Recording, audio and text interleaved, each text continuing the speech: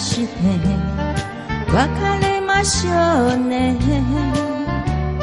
さらりと水にすべて流して心配しないで一人きりは子供の頃から慣れているのよ。それでもたまに寂しくなったら二人でお酒を飲みましょうね。飲みましょうね。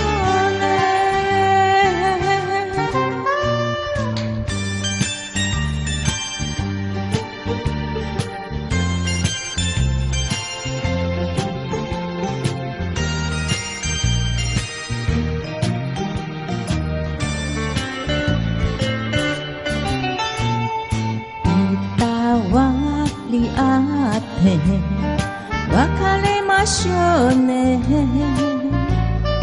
こんなだのもお互いのせい。あなたと私は似た者同士。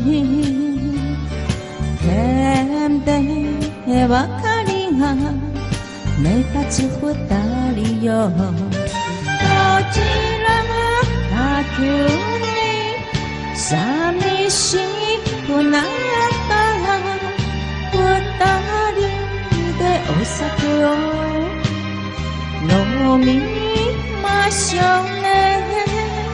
飲みましょうね。